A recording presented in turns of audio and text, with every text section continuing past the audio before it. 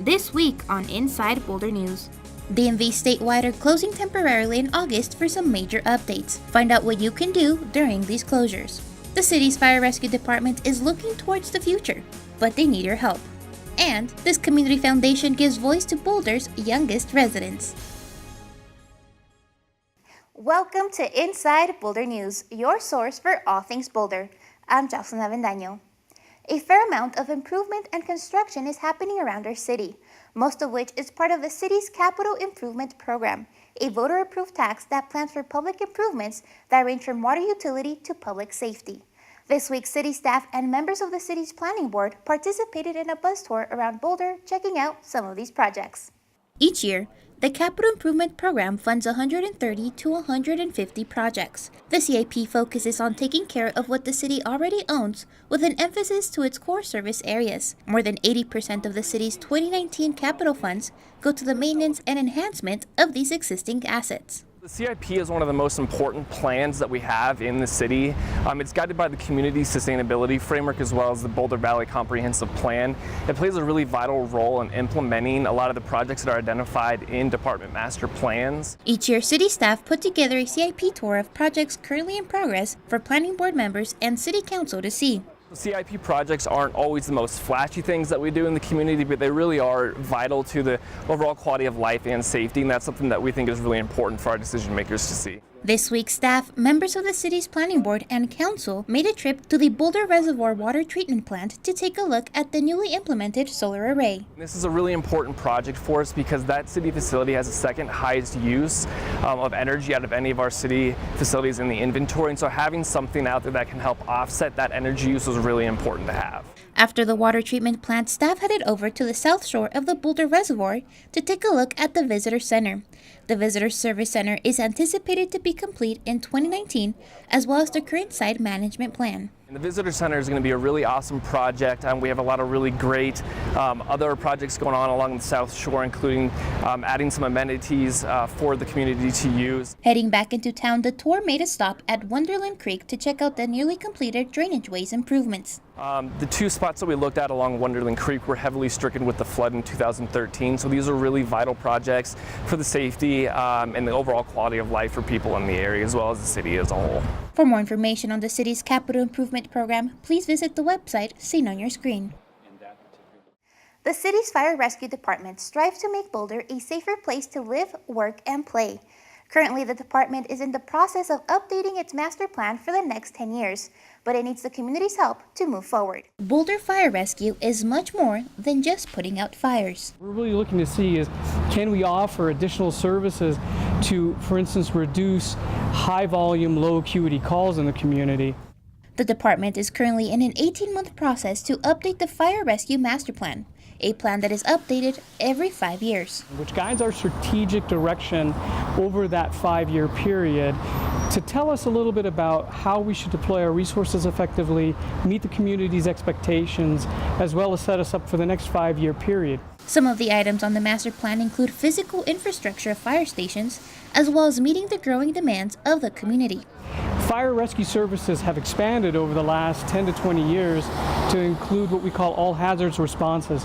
Particularly EMS, emergency medical services, are one of the areas that we're going to be looking at in detail and gauging community expectation of how we should provide those services.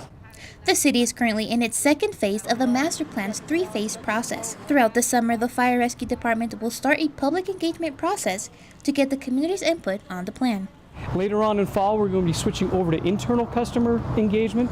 That includes other city departments as well as our own firefighters, who are going to be a vital part of giving us feedback. And then towards the end of the year, we're going to be switching towards acceptance by the council. For more information on the Fire Rescue's master plan and to fill out the department's public engagement survey, please visit BeHeardBoulder.org. Big changes are coming to Colorado's DMVs. Statewide county motor vehicle offices are updating to a new computer system to replace its 30-year-old system.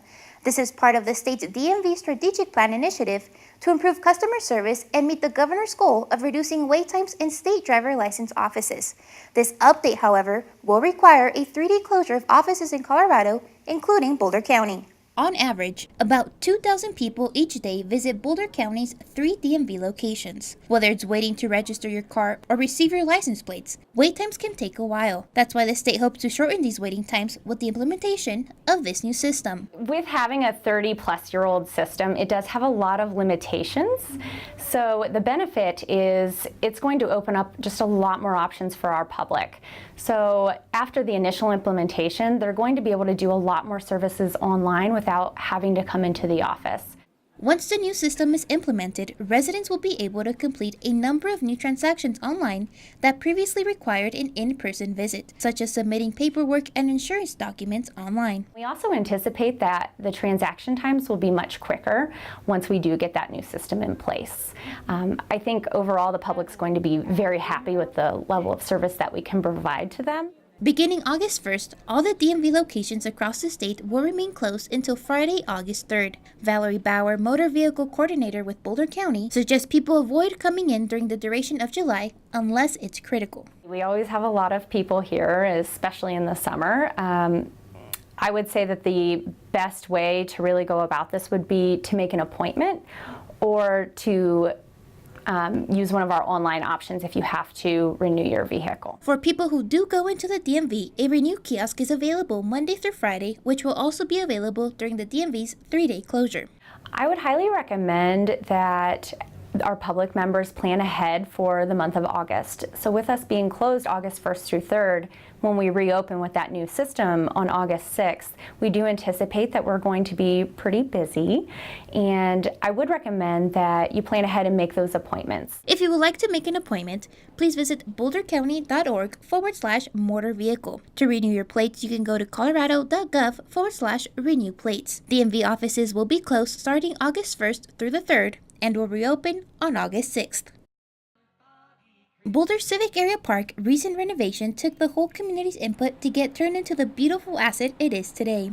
And that even included ideas by Boulder's youngest residents. We started off by writing ideas about it and drawing things and then just made them come alive pretty much. You can really make a difference in your community at a young age and feels like you accomplished something.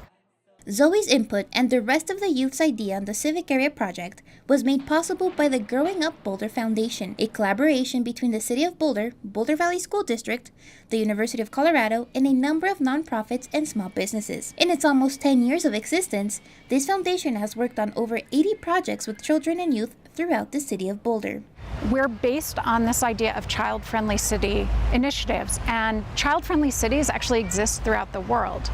They're based on the United Nations Convention on the Rights of the Child, which is a treaty that says people under the age of 18 should have special protected human rights. This innovative and forward thinking of involving children in city projects and policies landed Growing Up Boulder a presentation on TEDx Mile High late last year. And just recently, the organization took the public on a tour of how kids' ideas have affected the civic area design in Boulder. My talk was about how children have influenced the design of the city of Boulder, but also the larger idea of why children's input actually makes cities a better place. Getting involved so early is good because then you'll have that much more experience with your city and leadership. If we're actually working with and listening to the young people, they have a lot to teach us. A city that's friendly to children is a city that's friendly to all. And I think we've had a lot of good outcomes thanks to the work of our young people. To learn more about Growing Up Boulder, please visit growingupboulder.org. Thank you so much for joining us on this week's edition of Inside Boulder News. If you have pictures, news tips, or events you'd like to see featured, we'd love to hear from you. Connect with us on Facebook and Twitter. You can also sign up to receive video updates right in your inbox. Just go to boulderchannel8.com and click on subscribe. Have a good week.